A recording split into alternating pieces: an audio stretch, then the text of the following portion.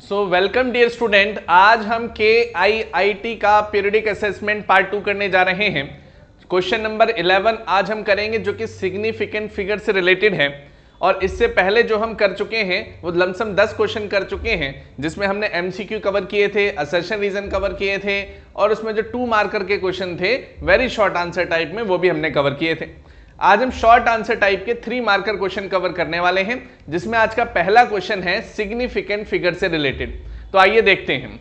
तो क्वेश्चन आपके सामने है, लेंथ, ब्रेथ एंड थिकनेस हमें दे रखी है, लेंथ, ब्रेथ एंड थिकनेस। तो यहां पर हमें एक रेक्टेंगुलर शीट दे दी गई है। तो उन्होंने कहा है कि एक रेक्टेंगुलर शीट है जिसकी length, breadth and thickness, thickness मतलब इनडायरेक्टली हाइट से रिलेटेड ये पोर्शन बोला गया है। एक मेटल रेक्टेंगुलर शीट है। तो यहां पर इसका सॉल्यूशन कैसे बनाएंगे देखते हैं। सबसे पहले तो ये देखना कि सिग्निफिकेंट फिगर की फॉर्म में ही आंसर निकालना है। Give the area and volume of the sheet to correct the significant figure. तो आप एक तरफ लेंथ, ब्रेथ और थिकनेस जो होती है उसे हम हाइट बोलेंगे। तो आपको देखना चाहिए कि इसमें सिग्निफिकेंट फिगर तीनों में है कौन कौन सी, उसके हिसाब से हम देखेंगे फिर आगे जो फाइनल आंसर होगा। अगर आप लेंथ में देखें तो लेंथ हमारे सामने है 4.234, 4.234। तो 4 इज नॉन जीरो, 2 भी नॉन जीरो, 3 भी नॉन जीरो और 4 भी नॉन जीरो।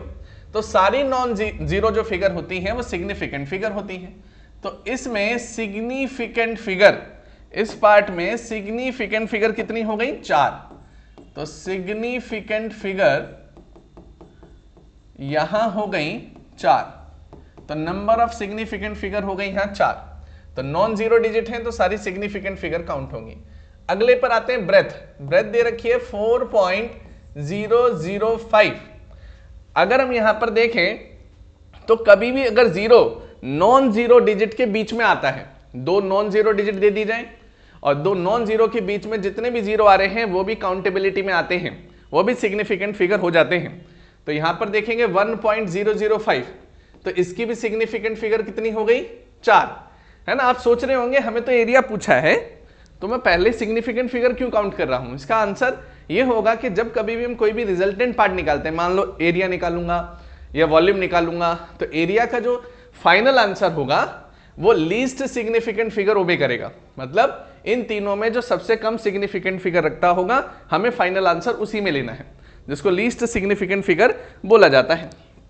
तो आप देखेंगे यहां थिकनेस है 2.01 सेंटीमीटर और जो ऊपर वाली वैल्यू थी वो थी मीटर। तो आपको सेंटीमीटर से मीटर लेना पड़ेगा। तो 2.01 अपॉन 100 ये आ गया मीटर। तो ये आ जाएगा 0.0। अब यहां पर देखना डेसिमल ऑलरेडी है, अगर चाहो तो इसका भी 100 नीचे ले लो। तो टोटल 4 जीरो हो गए। तो यहां 201, तो टोटल 4 जीरो लेंगे तो 1 2 3 4। तो यहां पे सिग्निफिकेंट फिगर ये मीटर में आ गई। अब यहां देखना हाइट में सिग्निफिकेंट फिगर कितनी आ रही है। अब देखो जो भी लीडिंग जीरो होता है, लीडिंग जीरो का मतलब जो सबसे पहले जीरो आ जाए, है ना, वो कभी भी सिग्निफिकेंट फिगर नहीं होता। ये भी लीडिंग जीरो में आएगा, ये भी सिग्निफिकेंट फिगर नहीं होगा। तो 2 0 एंड 1 ये सिग्निफिकेंट फिगर होगा, क्योंकि 2 नॉन जीरो है और 1 भी नॉन जीरो है। इन 2 नॉन जीरो के बीच में अगर जीरो आता है तो वो सिग्निफिकेंट फिगर कहलाता है रूल के अकॉर्डिंग। तो इसी में हम चलते हैं आगे की तरफ कि अगर हमें इतना पता है, सुनाओ, तो यहां लीस्ट सिग्निफिकेंट फिगर हमारी क्या निकल कर आ रही है। तो हम देखेंगे हाइट जो निकल कर आ रही है उसकी सिग्निफिकेंट फिगर होगी आपके पास 3। तो पहले वाले पार्ट की फर्स्ट लेंथ की सिग्निफिकेंट फिगर कितनी आ गई? 4। सेकंड जो ब्रेथ थी उसकी सिग्निफिकेंट फिगर कितनी आ गई? 4।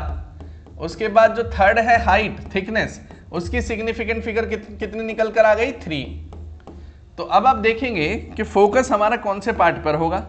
फोकस होगा हमारा इस 3 पर, है ना, इस 3 पर। तो जो भी हमारा आंसर आएगा वो इस 3 के अकॉर्डिंग, जो भी मेरा फाइनल आंसर आएगा वो हमें 3 सिग्निफिकेंट फिगर में लेना है। तो आई hope you understand it very well. तो पहला पार्ट तो हमारा हो गया है। अब हम नेक्स्ट पार्ट की तरफ बढ़ते हैं। इसे मैं रब कर देता हूं। अब हम एरिया निकालेंगे, क्योंकि हमें यह पता लग चुका है कि इन तीनों में 4 4 3, तो सबसे कम कौन है? 3। तो हमें सिग्निफिकेंट फिगर कौन सी लेनी है? 3 लेनी है। अब इस पहले पॉइंट के बाद अब हम शुरू करने वाले हैं इसका दूसरा पड़ाव कि हमें निकालना है एरिया। अब मुझे बताइएगा, कभी भी आपके पास क्यूबॉइड शेप आ जाए तो उसका एरिया क्या होगा? एरिया मतलब कर्व सरफेस एरिया। तो कर्व सरफेस एरिया क्या होगा वो हम देखने चाहते हैं। Just wait a minute.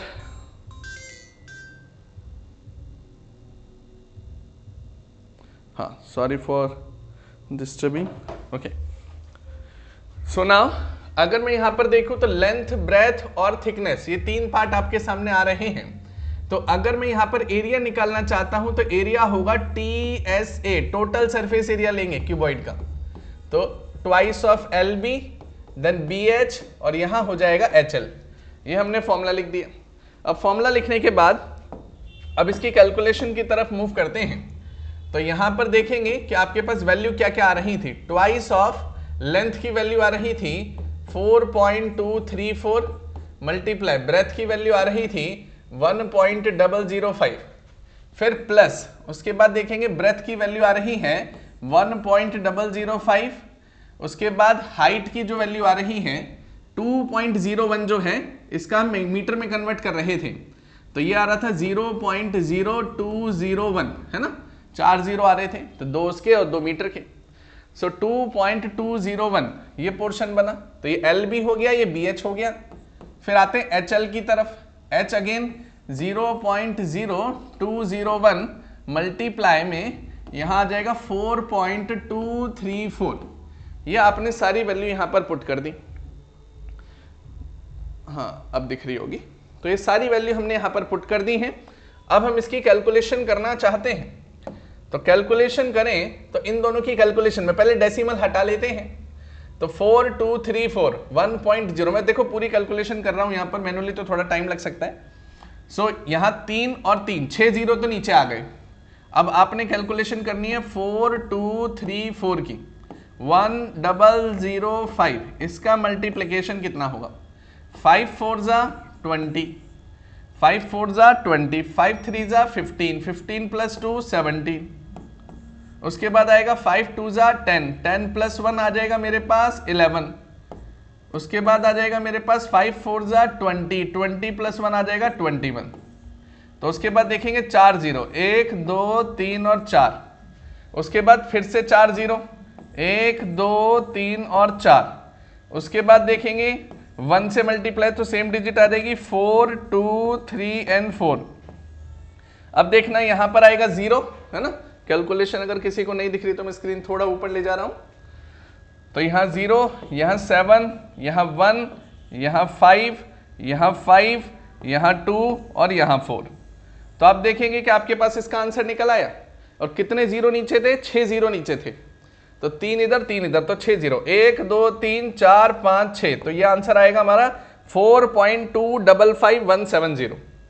तो 4.255। अब मेरी बात ध्यान से समझना, अब यहाँ सिग्निफिकेंट फिगर का बहुत रोल प्ले होने वाला है कि अगर 4.255170 आ गया तो चलो अभी हम इसको एज इट इज रख लेते हैं। तो इसकी वैल्यू तो ये आ गई। सो नाउ अब आते हैं इसी के नेक्स्ट पार्ट पर, इस वैल्यू को कैलकुलेट करते हैं। यहाँ पे 3 जीरो, यहाँ पे 4 जीरो, तो 7 जीरो नीचे आ जाएंगे। अब इसकी कैलकुलेशन अगर की जाए तो 1005, यहाँ 201, इसकी कैलकुलेशन करेंगे तो 1005 आ जाएगा। यहाँ 1 2 3 4, 4 जीरो आ जाएंगे। उसके बाद 1005 का डबल करेंगे तो 2010 होता है, तो 2010 ये बनेगा। और यहाँ आ जाएगा 5, ये 0, यहाँ 0, यहाँ 2, यहाँ 0, ये 2, तो आपके पास ये डिजिट आ गई। अब कितने जीरो? यहाँ 7, 1 2 3 4 5 6 7, 1 2 3 4 5 6 और 7, मतलब 0.202005, 1 2 3 4 5 6, एक पॉइंट और यहाँ पर शिफ्ट करना पड़ेगा, तो ये आ जाएगा आंसर 0.0202005, है ना।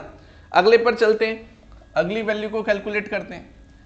अगली वैल्यू है 4234, फिर है 201, फिर यहां देखें 4234, तो यहां पर 1 2 3 4, फिर उसके बाद देखेंगे 2 4 जा 8, 2 3 जा 6, 2 2 जा 4 और 2 4 जा 8, यहाँ 4, यहाँ 3, यहाँ आएगा 10, 4 और 6 10 प्लस 1 11 और यहाँ आ जाएगा 5 और यहाँ आ जाएगा 8। अब यहाँ डेसिमल देखते हैं, 4 इधर है और 3 उधर है, ये भी 7 है, तो 1 2 3 4 5 6 और एक फिर डेसिमल आ जाएगा 0.0851034। तो आपने तीनों की कैलकुलेशन कर दी। दोबारा काउंटेबिलिटी में ले लेते हैं, 1 2 3 4 5 6 7, है ना। तो अब आपको क्या करना है, इन तीनों को ऐड करना पड़ेगा, तो ऐड कर लेते हैं। तो मैं थोड़ा सा स्क्रीन को इधर उधर टिल्ट करूंगा इनके एडिशन के लिए। सो यहां साइड में करते हैं एडिशन। तो वैल्यू आ रही है 4.255170, दूसरी वैल्यू आ रही थी 0.0220005, तो एक जीरो ऊपर भी बढ़ा सकते हैं। अगला आ रहा था 0.0851034, तीनों का एडिशन करते हैं। तो यहाँ पे 4 और 5, यहाँ आ जाएगा 9, यहाँ 3, यहाँ 7, 2 प्लस 1 3 और 1 ये 4, यहाँ आ जाएगा 10, 5 8 और 2 10 और यहाँ आ जाएगा 16 और यहाँ आ जाएगा 3 और यहाँ आ जाएगा 4। तो देखो आपका आंसर कितना आ रहा है, 4.360479। लेकिन अभी भी सॉल्व नहीं हुआ है, पॉइंट टू बी नोटेड, अभी भी सॉल्व नहीं हुआ है। अभी हमें क्या करना है, इसका डबल भी तो करना है। 2 मल्टीप्लाई में लिखा हुआ है तो इसका डबल कर दो या फिर से दोबारा ऐड कर दो, है ना, बात एक ही है। तो 360 4739, तो दोबारा ऐड कर देते हैं। इसे मैं मिटा देता हूं, अब तो इसकी जरूरत नहीं है, ये कैलकुलेशन हम कर चुके हैं। वैसे मैं चाहता तो कैलकुलेशन करके वैल्यू मेरे पास ऑलरेडी थी, याद थी, मैं लिख सकता था, लेकिन कुछ बच्चे कैलकुलेशन में कॉन्फिडेंस दिखाते हैं कि हो जाएगा, लेकिन एग्जाम टाइम पे मिस्टेक हो जाती है, तो उसके लिए मैंने पूरी कैलकुलेशन ही उतार दी है। बाकी जिसने मेरे से फास्ट कर ली हो वो स्किप कर सकता है इस पार्ट को। 9 + 9 हो जाएगा 18, 3 + 3 6 + 1 हो जाएगा 7, 7 7 14, 4 4 8 + 1 9, 0, यहाँ 12, यहाँ 6 और 1 7 और यहाँ आ जाएगा 8। तो यहाँ पर जब देखेंगे 8.7209,478, ये हमारे पास टोटल TSA आ गया। तो लिख देते हैं, तो 8.7209,478। अब इसकी सिग्निफिकेंट फिगर कितनी थी याद हो तो, हमने कितना बोला था, 3 सिग्निफिकेंट फिगर से ज्यादा हम नहीं लेंगे, तो लीस्ट सिग्निफिकेंट फिगर है। तो देखेंगे पहला लीडिंग नंबर 0 तो है नहीं, और अगर ये 0 नहीं है इसका मतलब 8 को काउंट करेंगे। तो पहला 1 2 और 3, 872 मीटर स्क्वायर, ये हमारा आंसर बनेगा। तो हमने 3 सिग्निफिकेंट फिगर में ये एरिया निकाल दिया। अब बात आती है वॉल्यूम की। तो अब मैं शायद ये रब कर सकता हूं, अगर किसी को स्क्रीनशॉट लेना है तो वो ले सकता है, लिख सकता है या वीडियो पॉज कर सकता है। बाकी अब हम नेक्स्ट पोर्शन की तरफ बढ़ते हैं। इसी पार्ट को मैं रब कर रहा हूं और अब हम चलेंगे लेंथ, ब्रेथ और हाइट पर, तीनों का मल्टीप्लिकेशन करना होगा। अब तो आंसर इसका आ गया 8.72 मीटर स्क्वायर। अब बचा है वॉल्यूम, वॉल्यूम की तरफ बढ़ते हैं। वॉल्यूम में L into B into H ही करना है। यहां तो थोड़ा सा बल्कि हो गई थी कैलकुलेशन, वहां तो बस 3 का मल्टीप्लिकेशन और आंसर जल्दी आ जाएगा, है ना। काफी पेशेंस रखना पड़ता है कई बार कुछ क्वेश्चंस में, और बच्चा जहां पे पेशेंस खोता है या जल्दबाजी करेगा वहां पे फिर आंसर गलत हो जाता है। तो it is all about patience. So now volume की बात करें, volume L into B into H होता है। वॉल्यूम होता है length into breadth into height. अगर यहां पर देखें तो यहां length into breadth into height की अगर मैं बात करूं तो ये बनेगा 4.234 मल्टीप्लाई 1.005 फिर मल्टीप्लाई 0.0201, यही होता था। सो नाउ अब इसका मल्टीप्लिकेशन, तो मल्टीप्लिकेशन करेंगे तो एक एक करके करना पड़ेगा। सबसे पहले तो डेसिमल सबके छीन लो, तो सबके डेसिमल हटाएंगे तो 4 इधर से आ रहे, 3 इधर से, 3 इधर से, तो टोटल 10 की पावर 10 तो नीचे हो गए, है ना, 6 और 4 10। अब इसको मल्टीप्लाई करते हैं। तो सबसे पहले लेते हैं 4234 को हम मल्टीप्लाई करेंगे 1005 से। तो 5 4 जा 20, 5 3 जा 15 प्लस 2 17, फिर 5 2 जा 10 प्लस 11, 5 4 जा 20 प्लस 1 21, 1 2 3 4 ये हो गए। उसके बाद फिर से 1 2 3 4, फिर उसके बाद 3, अब यहां पर 4 2 3 4 है ना, मल्टीप्लाई हो गया 0 7 1 5 अगेन 5 यहां 2। अब इसी चीज को हमें मल्टीप्लाई करना है 201 से, तो इसे 201 से मल्टीप्लाई कर देते हैं, यही कर देता हूं। अब यहां पर इसको 201 से मल्टीप्लाई करेंगे, तो 201 से तो सेम पार्ट आ जाएगा 4255170। उसके बाद जितने डिजिट है उतने जीरो लगेंगे, 1 2 3 4 5 6 7, 1 2 3 4 5 6 और 7। फिर अगेन अब इसका डबल हो जाएगा, तो 2 0 जा 0, 2 7 जा 14, 2 1 जा 2 गेटिंग 3, 2 5 जा 10, 2 5 जा 10 गेटिंग 11, 2 2 जा 4 गेटिंग 5 और 2 4 जा 8। यहाँ 0 7 1 9 8 2 5 5 और 8। अब आप देखेंगे आपने वॉल्यूम भी निकाल दिया है ना, स्क्रीन थोड़ा सा ऊपर कर देता हूं, तो 85528 ये आपका आया। तो इसका मतलब ये हुआ कि इसके नीचे 10 जीरो है, तो 1 2 3 4 5 6 7 8 9 और फिर एक और लेना पड़ेगा, फिर ये आएगा 10, 1 2 3 4 5 6 7 8 9 10। तो आंसर आपके पास क्या आएगा 0.0855289 अगेन हमें कौन सी सिग्निफिकेंट फिगर में लेना है, 3 सिग्निफिकेंट फिगर में लेना है। तो 3 सिग्निफिकेंट फिगर, यहां तो लीडिंग पार्ट आ गया, लीड कर रहा है 0, तो सिग्निफिकेंट फिगर होगा नहीं, फिर से लीड कर गया ये भी नहीं होगा, यहां से काउंटेबिलिटी होगी 855 non zero value, 3 significant figure आ गई हैं, इसलिए आंसर होगा 0.0855 metre cube. So I hope you understand it very well, और काफी पेशेंस के साथ आपने भी यहाँ पर समर्थन दिया, क्योंकि कैलकुलेशन काफी थोड़ी सी बल्कि भी थी है ना, और कई बार बच्चा सोचता है कि कहीं फाइनल आंसर गलत ना हो जाए, क्योंकि जब बड़ी कैलकुलेशन करते हैं तो उसमें ये रिस्क रहता है। सो अब हम चलते हैं क्वेश्चन नंबर 11 की तरफ, ये 11th क्वेश्चन समाप्त होता है। नेक्स्ट क्वेश्चन आता है a balloon is ascending at a rate of 9.8 meter per second at a height of 39.2 meter above the ground when a food packet is dropped from the balloon. After how much time and with what velocity does it reach the ground? Take g 9.8 metre पर second. इस question को देखते हैं। ये question किस प्रकार होगा कि जब कभी भी आप यहां पर लेट सपोज ये हमने ले लिया बलून, ये ग्राउंड है और अब लेंगे हम बलून, तो ऊपर बना दिया हमने बलून,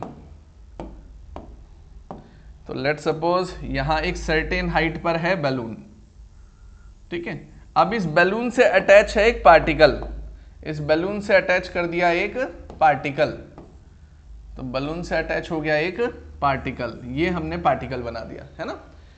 अब देखना उसने क्या क्या डाटा दिया है, उसने बोला है कि ग्राउंड से कितना ऊपर है बलून, तो हम बोलेंगे यहाँ पे ग्राउंड से कितना ऊपर है, ये ग्राउंड से ऊपर है इसकी हाइट 39.2 मीटर, तो यहां पर हमने ले लिया h 39.2 मीटर है ना, इतना ले लिया।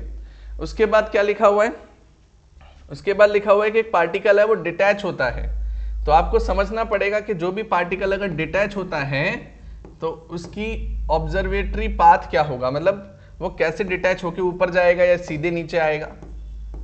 तो देखो बात समझने की है, कोई भी बलून ऊपर जा रहा है उसके साथ पार्टिकल डिटैच है, अगर पार्टिकल डिटैच है तो वो सीधे दोनों आपस में ऊपर जा रहे हैं सीधा, तो जैसे ही पार्टिकल डिटैच होगा वो due to the movement of inertia थोड़ा सा तो ऊपर जाएगा ना और फिर नीचे आएगा, तो पाथ ये बनेगा ऊपर गया और फिर नीचे आया है ना, तो ये पाथ बनेगा।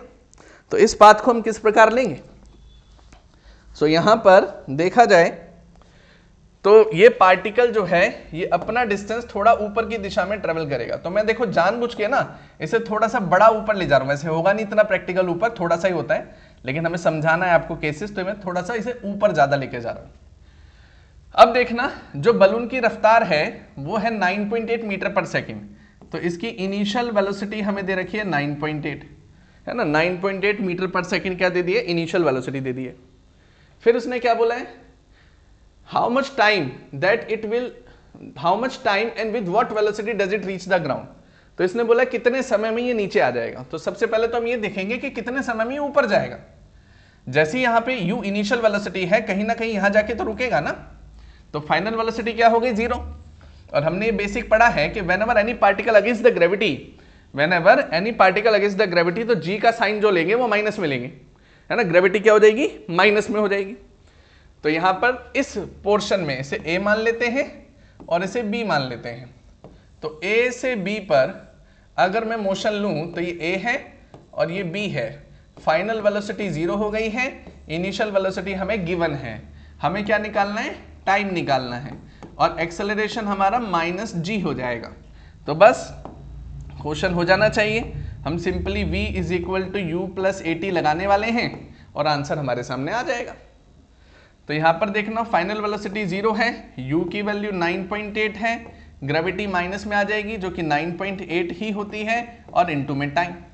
तो 9.8 इधर गया, 9.8 से 9.8 कट गया, आपका टाइम क्या आ गया 1 सेकेंड। आप सोच रहे होंगे मैंने यहाँ पे टाइम t1 क्यों लगाया है, क्योंकि अभी t2 भी निकालना है ना। तो टाइम t1 तो आ गया, अब t2 की बारी। अब t2 के लिए कौन सा केस लेंगे, b से c का, b से c का।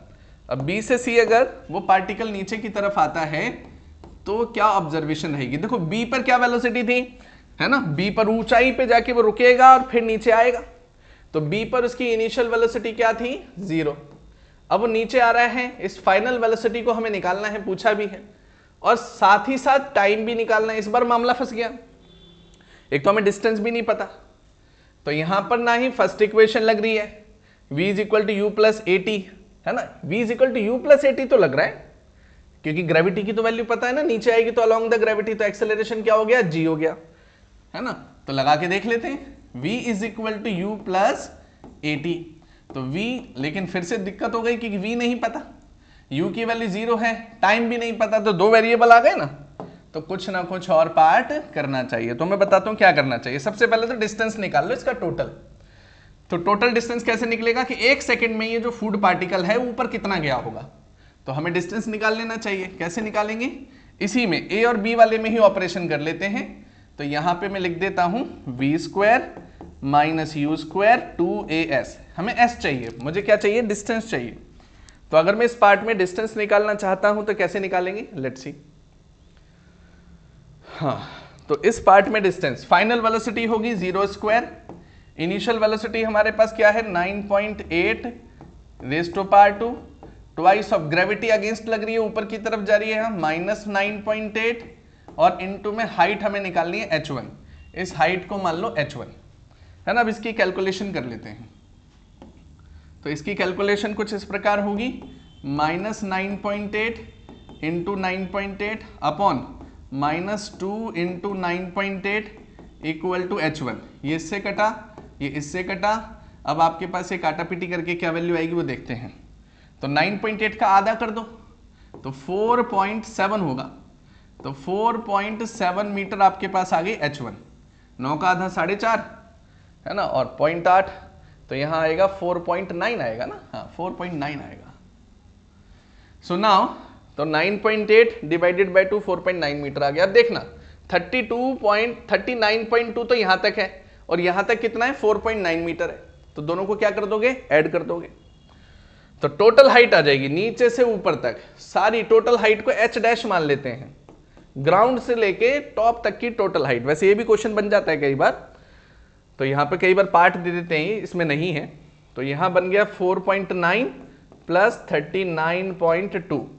अब इसकी कैलकुलेशन करें तो 39.2 और 4.9, तो 9 प्लस 2 11, या 9 प्लस 1 10, और यह आ जाएगा 14। तो आंसर आ गया 441, और यहां पॉइंट लगाएंगे तो आपके पास हाइट आ गई है 44.1 मीटर आ गई है। अच्छा, इसको गलती से भी 44 राउंड ऑफ करने की कोशिश मत करना, आगे काम आएगा, क्योंकि आगे देखना इसी को हम रूट में तब्दील करेंगे। तो मैं समझता हूं यहां तक आपको समझ में आ गया होगा। अब हम आगे की तरफ बढ़ रहे हैं। तो 44.1 मीटर हमारी हाइट आ चुकी है। अब यहां से यहां तक अगर चलना है तो वेलोसिटी भी आसानी से निकाल सकते हैं, अब टाइम भी आसानी से निकाल सकते हैं। तो मुझे थोड़ा सा पार्ट इसमें रब करना पड़ेगा और ये नोट करना पड़ेगा कि टोटल हाइट जो हमने h डैश ली है वो आएगी 44.1 मीटर। तो ये पोर्शन मेरा आ गया, तो h डैश आ गया मेरा 44.1 मीटर। अब आगे बढ़ते हैं, टाइम भी आ चुका है 1 सेकेंड, T2 नहीं निकाला है तो यहां मैं रब कर देता हूं, कैलकुलेशन के लिए स्पेस चाहिए और आगे बढ़ते हैं। सो नाउ अब हमें करना है T1, ये केस 2 जो ले रहे थे, अब इसमें हमें सारी वैल्यू मिल चुकी हैं, अब इसको हम प्रोसीड कर सकते हैं। तो सबसे पहले यहां पे लगा लो वेलोसिटी चाहिए आपको, तो v = u + at लगा लो, कोई दिक्कत नहीं होगी, है ना। v = u + at, या डिस्टेंस दे रखा है और v निकालना है तो v² - u² 2as ले लो, डायरेक्ट टाइम की वैल्यू की जरूरत ही नहीं पड़ेगी। तो v² u² = 2as, final velocity निकालनी है, इनिशियल हो जाएगी। अब देखना ऊपर से बॉल नीचे आ रही है तो स्टार्टिंग पॉइंट ये हो जाएगा, तो इनिशियल वेलोसिटी हमारी क्या हो जाएगी, इस बार 0 हो जाएगी, तो इनिशियल वेलोसिटी हो जाएगी 0। तो यहां पर लिखेंगे 0 का स्क्वायर, ट्वाइस ऑफ g आ जाएगा, और इनटू में h, हाइट कितनी दे रखी है 44.1 मीटर। नाउ v² = 2 × 9.8 44.1, दोनों के डेसिमल छीन लो, यहाँ 10 यहाँ पे भी 10। अब देखना 2 × 98 × 441 पर रूट आ गया, है ना। अब वेलोसिटी कैसे निकालेंगे, 98 का डबल करना, 98 का डबल करना, तो 98 + 98, 8 और 8 16, और ये आ जाएगा मेरे पास 9 9 18 और +1 196 आ गया। ये भी किसी ना किसी का रूट होता है ना। या फिर ऐसा कर सकते हैं 98 का आधा, तो 249 हो गया, ये ज़्यादा आसान रहेगा। तो यहाँ पर कैलकुलेशन इसकी होगी 2 × 49 × 2 इंटू, अब ये 441 है, ये 21 का स्क्वायर होगा, क्योंकि 20 का स्क्वायर क्या होता है 400, उसका एक बढ़ा दो, तो यहाँ पर देखेंगे आप 441 आ रहा है, तो 21 का स्क्वायर हो गया 441। अब देखो ये 7 का स्क्वायर 2 का पेयर बन गया, 21 का भी पेयर बन गया, तो 2 बाहर आ गया, 7 बाहर आ गया, और यहाँ 21 हो गया। तो अब आप देखेंगे यहाँ ध्यान से कि यहाँ अगर हम बात करें तो 21, 7 2 जा कितना होता है 14, 4 1 जा 4, 4 2 जा 8, और यहाँ आ जाएगा मेरे पास 21, यहाँ 4, ये 9, तो यहाँ पर आ गया 294। तो ये आपके पास एक तरीके से वेलोसिटी निकल कर आई। So I hope you understand it very well. So अच्छा, नीचे की कैलकुलेशन नहीं दिख रही है कुछ बच्चों को, हाँ, तो ये कैलकुलेशन है हमारी, मैं इसको एडजस्ट कर देता हूँ थोड़ा सा, और इसमें देखेंगे आप ऊपर 10 10 भी बन रहा था, 10 × 10 100 बन रहा था ना, 10 × 10 100, तो 100 का भी रूट होगा तो नीचे 10 आएगा, तो इसमें फाइनल आंसर में हमारा 10 आएगा। तो फाइनल आंसर में जैसे आप 10 से डिवाइड करोगे तो आंसर बनेगा 29.4 मीटर पर सेकेंड, है ना। तो वेलोसिटी भी आपने निकाल दिया, बस एक टाइम बचा हुआ है और बाकी आंसर हमारा फिनिश होने वाला है। तो यहां पर अब टाइम निकालते हैं, टाइम कैसे निकालेंगे लेट्स सी। अब तो v भी आ गया, डिस्टेंस भी आ गया, कोई भी इक्वेशन लगा के आप टाइम निकाल सकते हैं। तो मैं वेलोसिटी की वैल्यू भी यहां लिख देता हूं जो कि 29.4 मीटर पर सेकेंड है। अब चलते हैं हम आगे की दिशा में।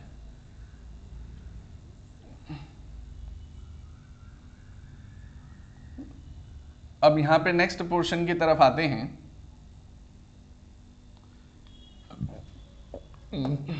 नेक्स्ट पोर्शन है कुछ इस प्रकार 29.4 मीटर पर सेकेंड। हाँ, कि टाइम t निकालना है तो सीधे v = u + at लगा दो। अब क्यों हमें इधर उधर भागना है, तो v की वैल्यू आपने निकाली ली 29.4, इनिशियल वेलोसिटी 0 हो गई है, ग्रेविटी 9.8 है और टाइम t2 आपके सामने आ जाएगा। तो 29.4 / 9.8, यहाँ आ गया t2, डेसिमल से डेसिमल कटा, 294 / 98, तो t2 की वैल्यू निकल आएगी। तो यहाँ पे 294 आधा आधा करते हैं, इसको काटेंगे तो 98 का आधा 49, इसका आधा 1 और 94 का यहाँ जाएगा 2 4 जा 8 और यहाँ जाएगा 147, तो 147 / 49, है ना। लमसम ये बनना चाहिए 3 के आसपास ना। देखो इसमें अप्रोक्सीमेट ले सकते हैं टाइम में, देखो 150 / 50 मान लो अप्रोक्सीमेट, तो टाइम जो है वो अप्रोक्सीमेट 3 सेकंड बन रहा है। इसका मतलब वो फूड पैकेट जब ऊपर जा रहा है और नीचे आ रहा है तो उसे कितना समय देना पड़ा टोटल, t1 + t2, 1 सेकंड ऊपर जाने का, 3 सेकंड नीचे आने का, टोटल हो गया उसका 4 सेकंड आंसर। तो ये भी क्वेश्चन हमने कर दिया। है ना। कैलकुलेशन में थोड़ा सा टाइम लग जाएगा, बाकी तो ये क्वेश्चन नॉर्मल ही है। और आगे भी अगर इस जैसा क्वेश्चन बनते हैं, काफी क्वेश्चन आते हैं, काफी अच्छा क्वेश्चन और इंपॉर्टेंट क्वेश्चन है।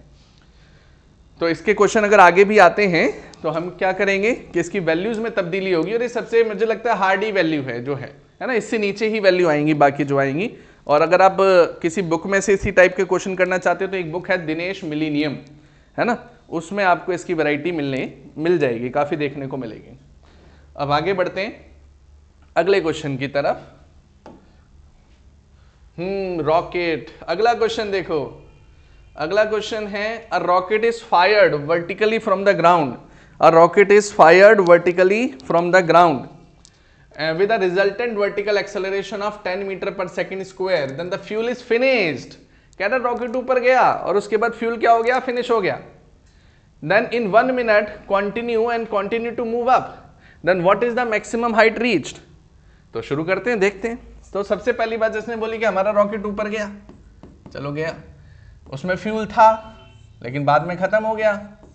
तो जो रॉकेट है वो ऊपर की तरफ जा रहा है और fired from the ground resultant vertical acceleration, ऊपर की तरफ एक्सेलरेशन लग रहा है 10 मीटर पर second square, and the fuel is finished in 1 minute. तो पहले ये देखो कि टाइम हमें 1 मिनट दे रखा है, 1 मिनट तक तो चलेगा ना वो ऊपर, 1 मिनट तक तो कुछ नहीं हुआ ना, 1 मिनट के बाद हुआ है ना जो हुआ है। तो 1 मिनट को 60 सेकेंड में कन्वर्ट कर लो। तो पहले ये देखो कि ये कितना ऊपर गया, है ना, डिस्टेंस निकाल लेते हैं। तो इनिशियल वेलोसिटी यहां पे 0 मानेंगे, 0 मीटर पर सेकेंड। अब यहां पर इक्वेशन लगाते हैं और गेट द आंसर। तो यहां equation s is equal to ut plus half of AT square, ये पार्ट बनेगा। तो s is equal to ut plus half AT square, इससे लगा सकते हैं।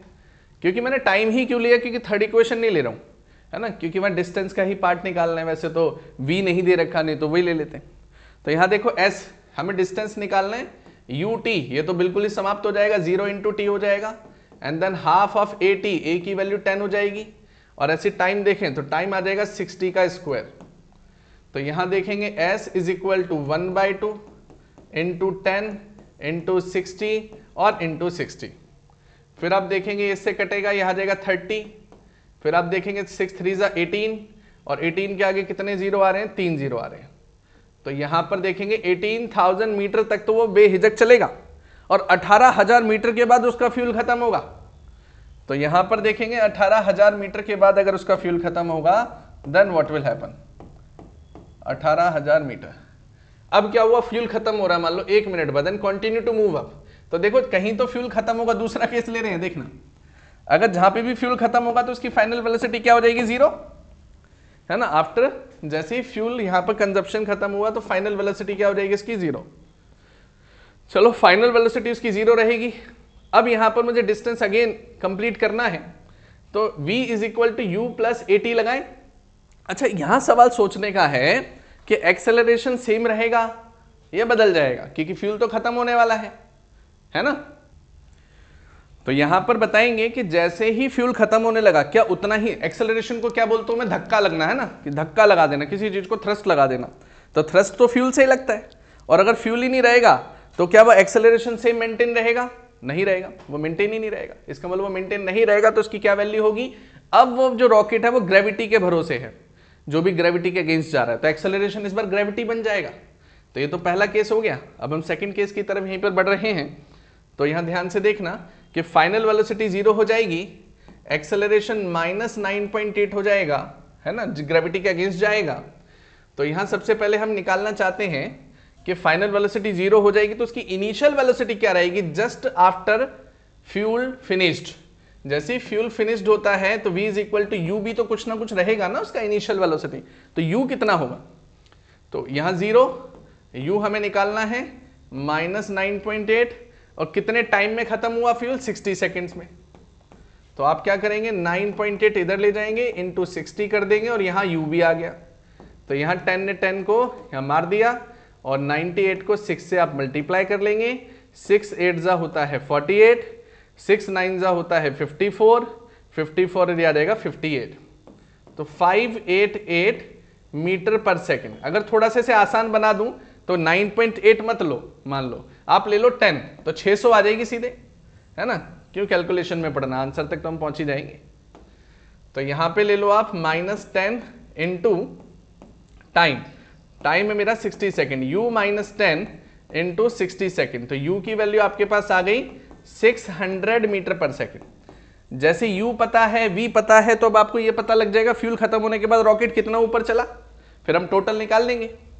तो यहां देखना u हमारे पास आ गया है, यहीं से v square minus you square 2as लगा देंगे, तो v की जो वैल्यू है वो आ जाएगी 0 का स्क्वायर, u की जो वैल्यू है वो आ जाएगी 600 का square equal to twice of, यहाँ पे -10 ले लो, g ग्रेविटी अगेंस्ट में जा रही है ना, और डिस्टेंस कितना उसने ट्रेवल किया वो निकालना है।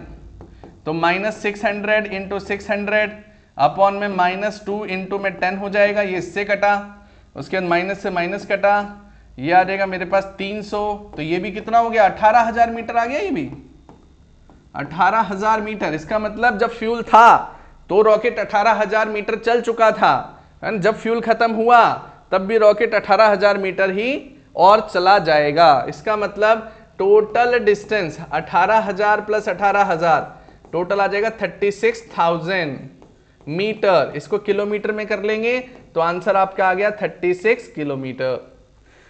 तो टोटल वो 1 मिनट बाद अगर फ्यूल खत्म भी हो गया तो वो रॉकेट 36 किलोमीटर और ऊपर चला जाएगा। So I hope you understand it very well. अब हम नेक्स्ट क्वेश्चन की तरफ बढ़ सकते हैं। अगर आपको इसे पॉज करके लिखना है तो लिख लेना, और इसे स्क्रीनशॉट लेना है तो वो ले सकते हैं। सो अब हम चलते हैं अगले पोर्शन की तरफ। नेक्स्ट पार्ट है इसी में क्वेश्चन नंबर 13। क्वेश्चन नंबर 13 आपके सामने दिया हुआ है। क्वेश्चन नंबर 13, हाँ, artificial satellite is revolving around a planet of the mass m and radius r in circular orbit of radius r from the Kepler's third law about the period of satellite around the common central body।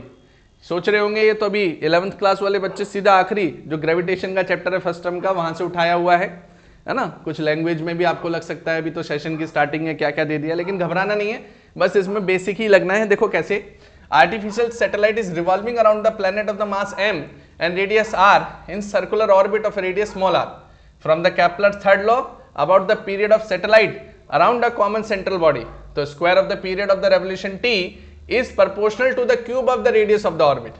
तो आप देखेंगे जो time period है वो small are की cube के बराबर है, ये उसने खुद बोला। अच्छा, ये स्मॉल आर और बिग आर है क्या? देखो, एक प्लैनेट होता है ना।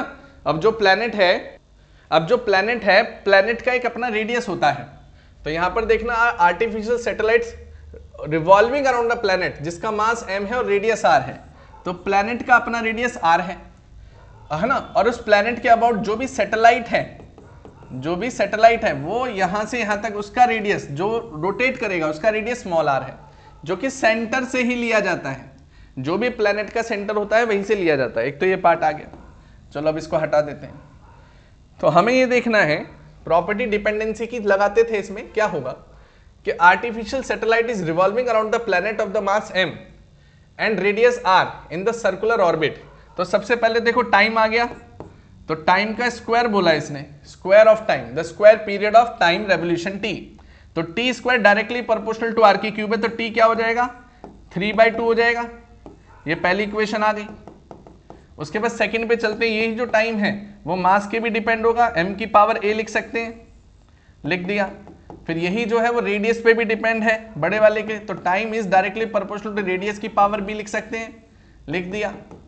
ये थर्ड आ गया है ना। ग्रेविटी भी दिख रही है हमें, तो time is directly proportional to gravity की पावर c लिख सकते हैं, वो भी लिख दिया है ना। और तो कुछ बचा नहीं है, k तो कांस्टेंट टर्म है।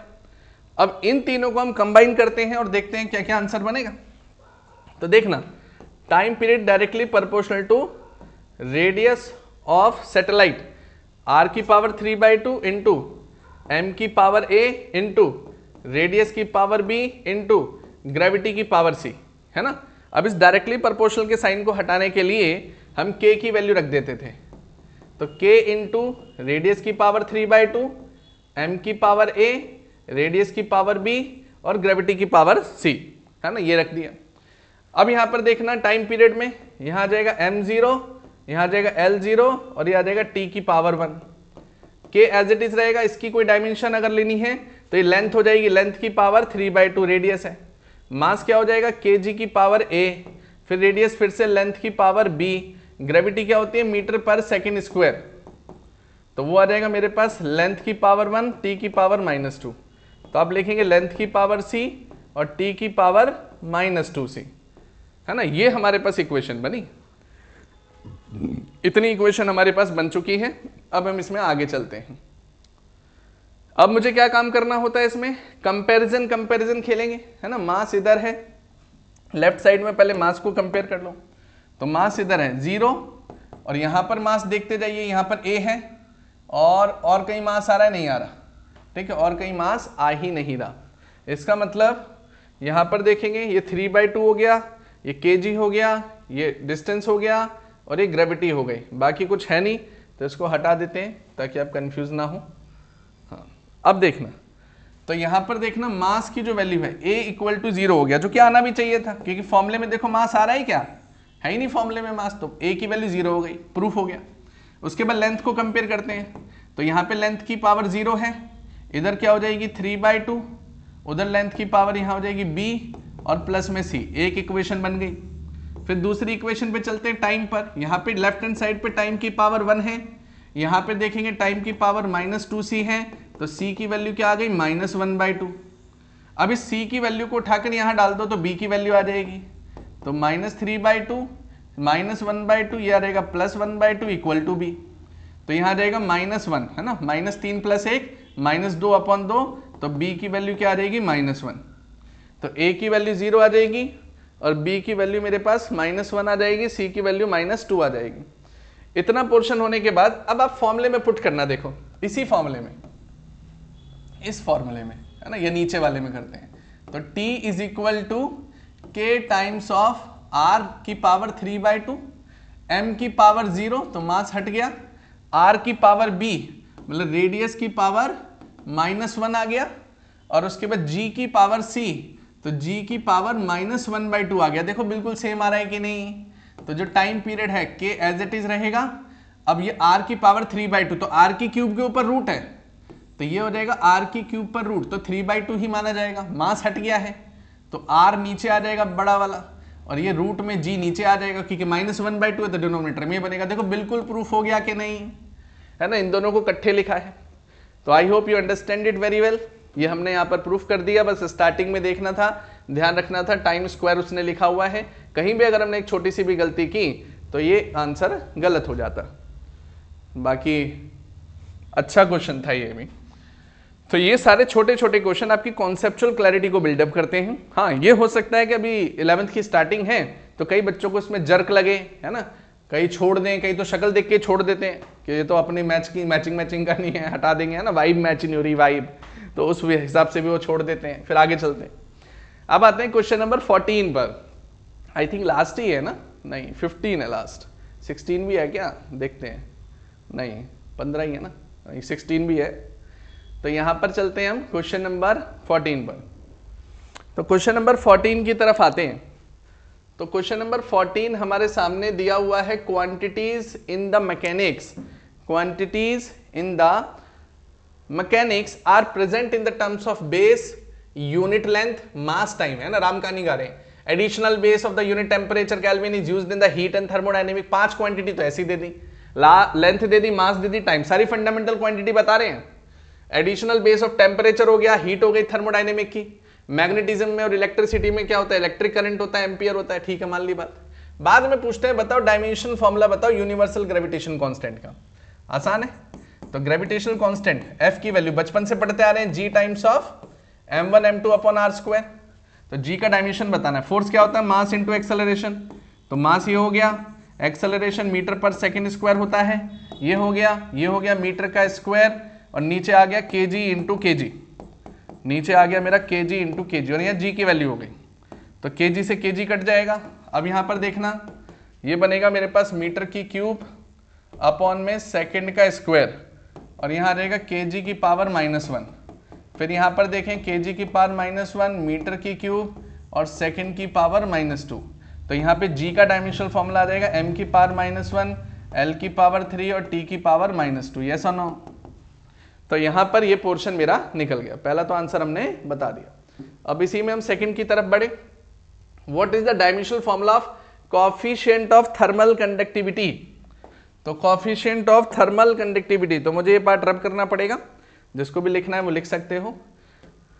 हाँ, थर्मल कंडक्टिविटी क्या होती है, इसे मैंने एक फॉर्मूले से भी बताया हुआ है। अगर आप देखें तो क्लासरूम में एक फॉर्मूला था थर्मल कंडक्टिविटी का, वो हम कैसे लेते हैं, कुछ लोगों को कुत्ता काट लेता, कुत्ता काट ले, उससे याद कर लेना, कुत्ता Q/T काट ले, KA delta T upon L, कुत्ता काट ले।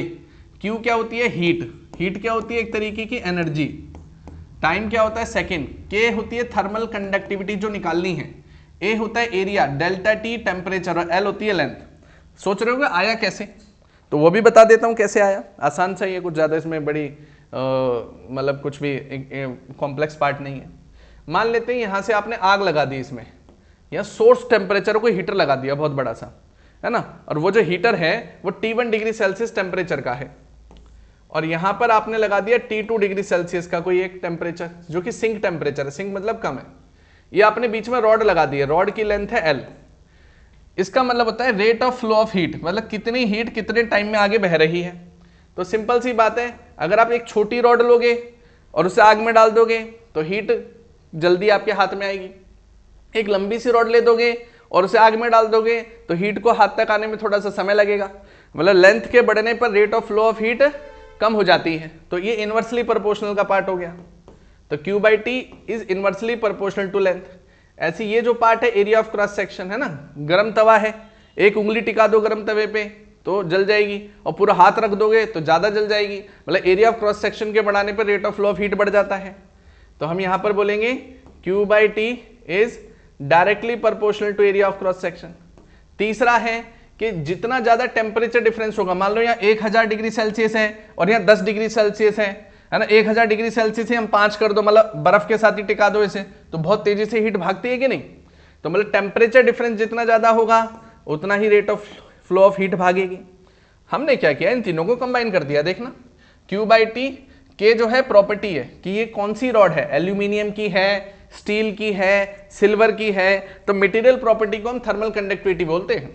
तो जो थर्मल कंडक्टिविटी है वो क्या हो जाएगी, Q/T KA delta T upon L, जिसकी मैंने ट्रिक बनाई थी कुत्ता काट ले, है ना, उससे आप याद कर लेंगे।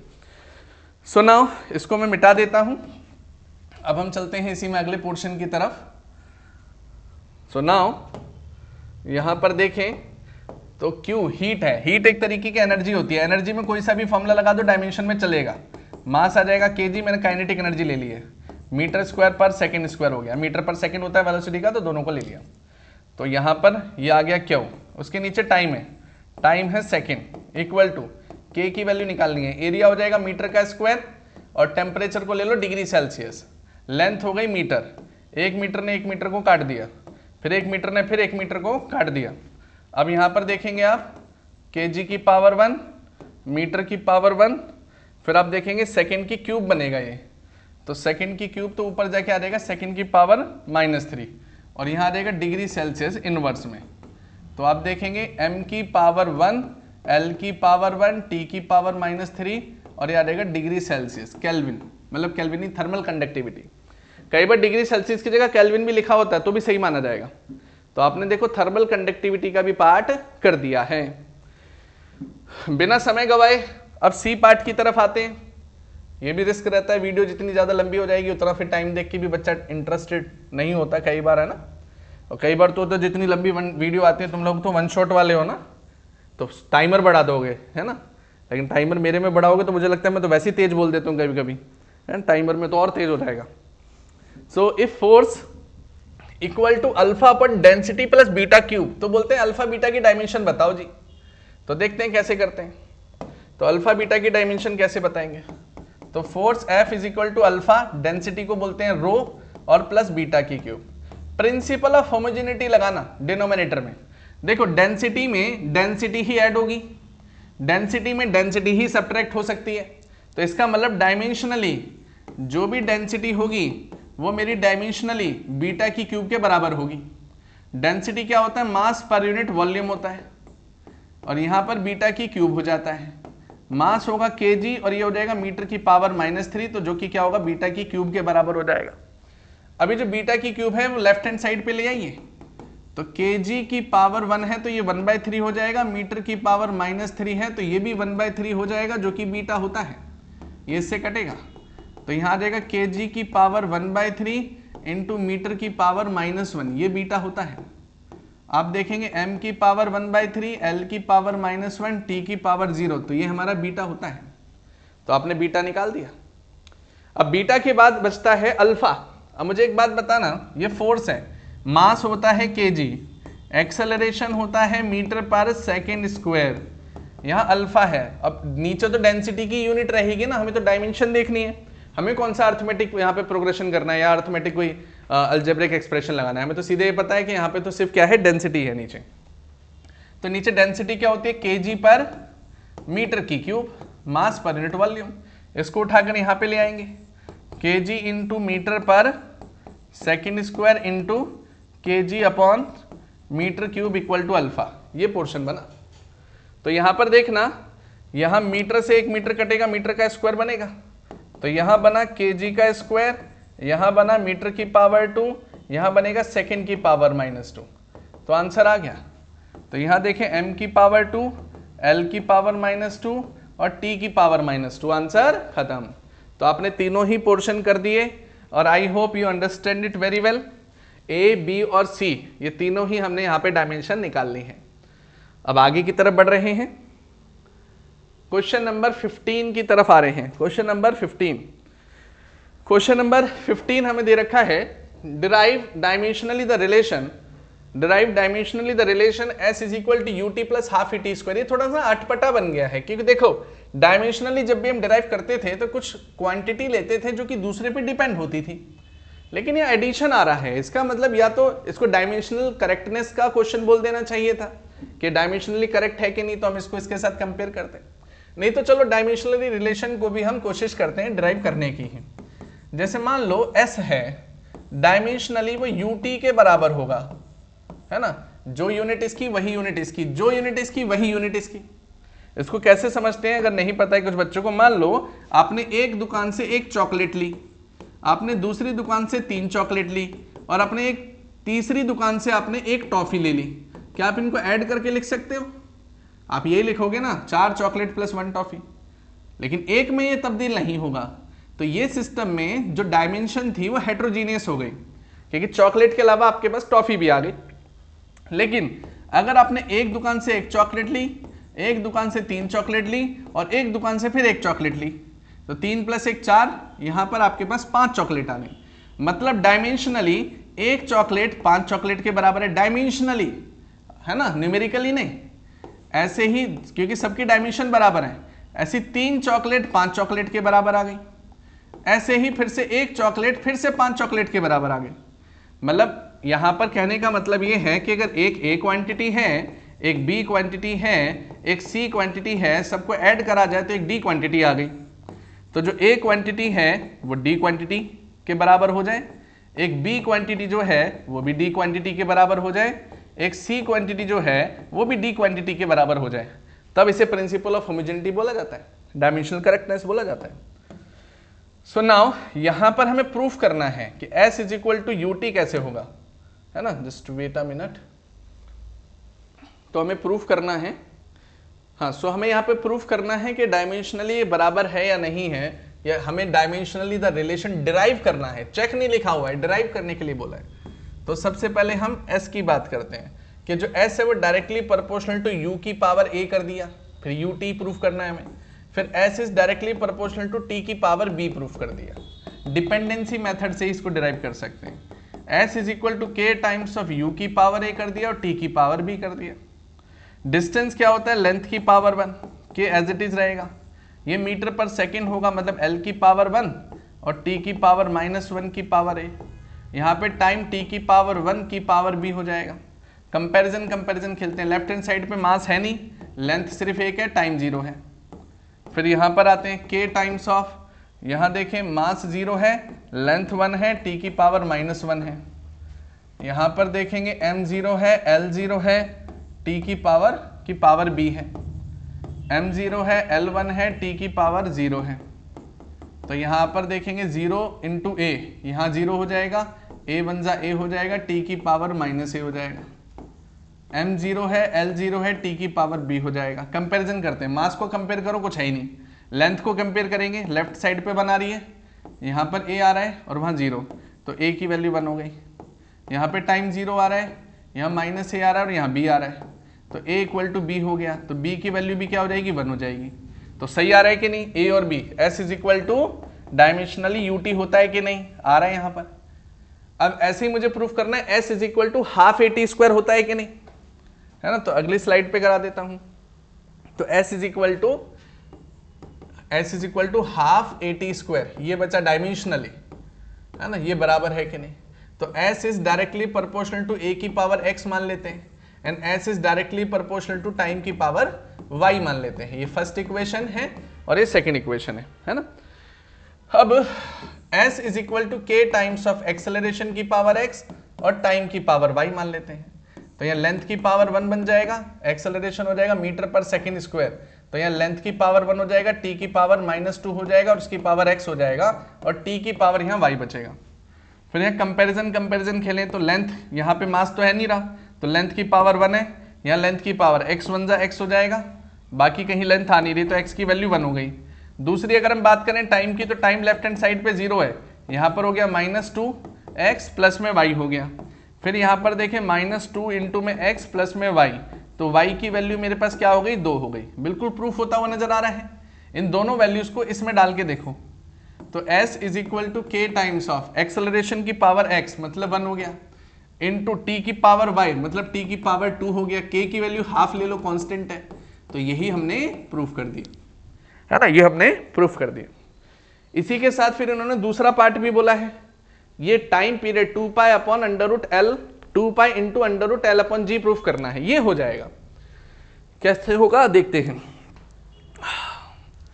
तो टाइम पीरियड जो होता है वो 2 पाई √L अपॉन जी होता है, ये मुझे प्रूफ करना है।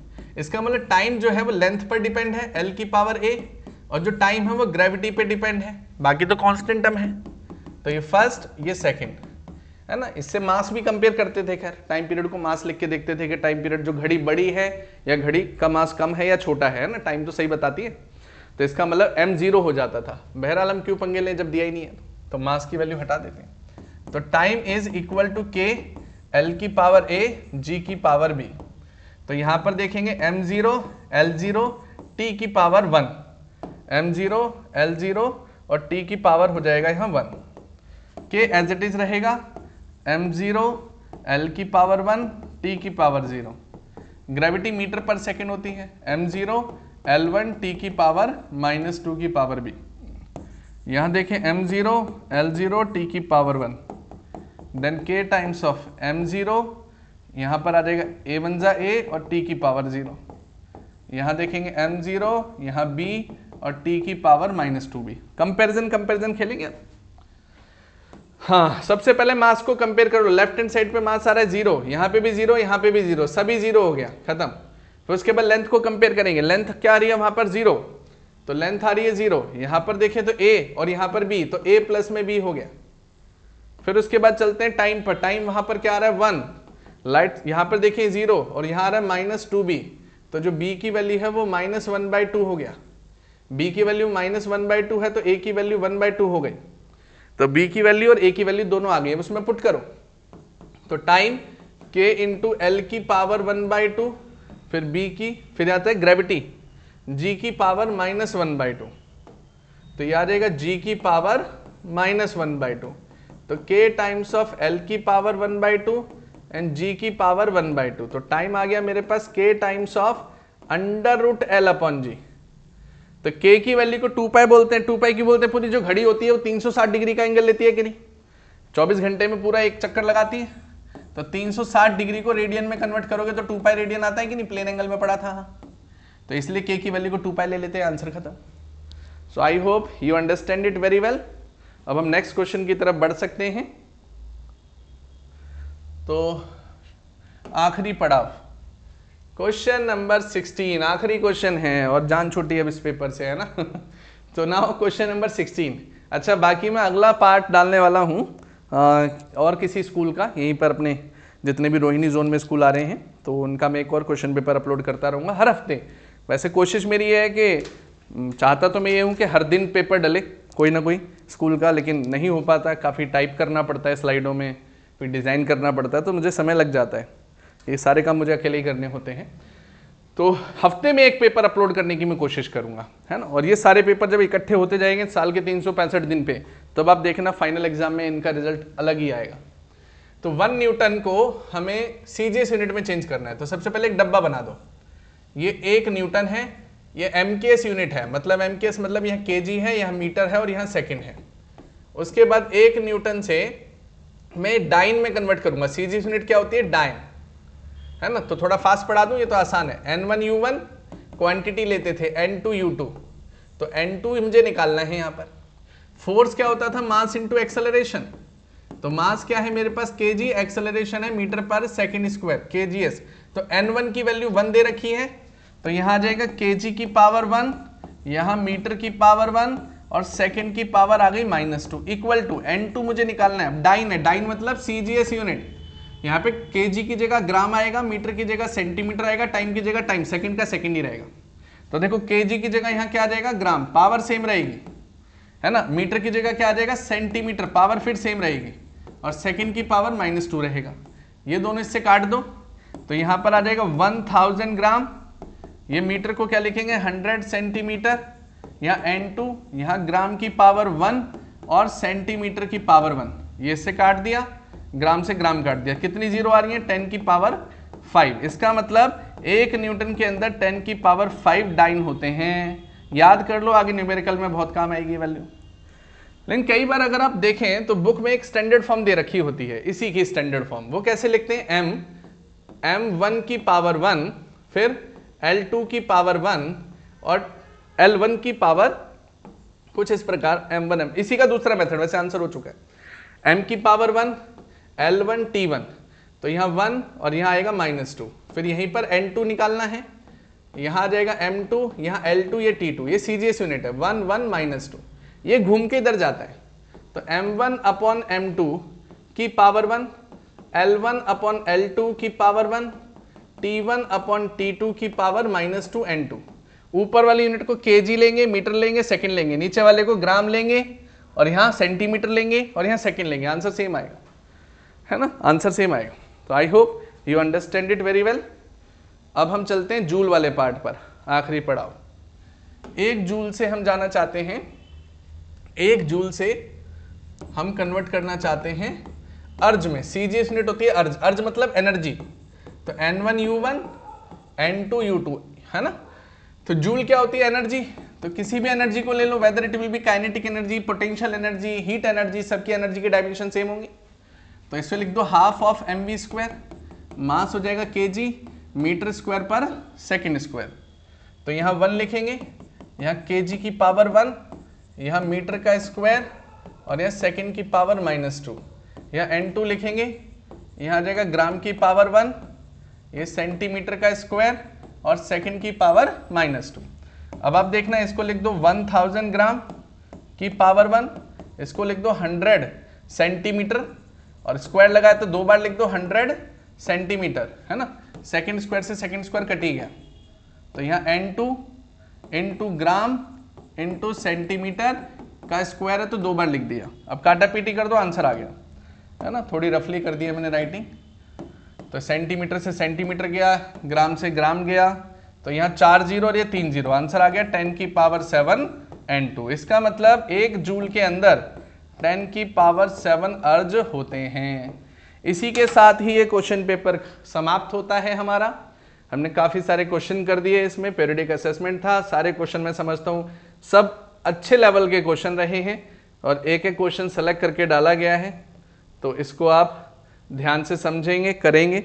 फिर भी अगर किसी को कोई अप्रोच में दिक्कत आ रही हो, कहीं अटक गया हो, कोई बेसिक का पार्ट रहा हो, तो मुझे आप इन्फॉर्म कर सकते हैं। मैं कोशिश करूंगा उसे एक नए मेथड के साथ कराने की, उससे भी सिंपलेस्ट फॉर्म में कराने की। बाकी मैंने कोशिश तो की है इस पेपर में कि जितना सिंपलेस्ट फॉर्म में पार्ट हो पाया है वही मैंने सॉल्यूशन आपको प्रोवाइड किया है। कोई बुकिश मेथड नहीं लिया है, कोई स्टैंडर्ड मेथड नहीं लिया है, ताकि आपको कहीं ये लगे कि जैसे एक होता है लैंग्वेज फॉर्म वाला मेथड, वो मैंने नहीं कराया है। तो जितना भी सिंपलेस्ट फॉर्म में हो सकता था वो हमने किया है। सो आप लोगों ने भी काफ़ी पेशेंस के साथ इन सारे क्वेश्चनों को कंप्लीट किया, सो उसके लिए थैंक यू। सो मिलते हैं अब अगले पेपर में, अगले किसी पीरियडिक असेसमेंट या कोई एक मिड टर्म का एग्जाम मुझे मिल जाएगा कोई अच्छे लेवल का, तो फिर मैं वो कराऊंगा। So you can go now, thanks to joining us.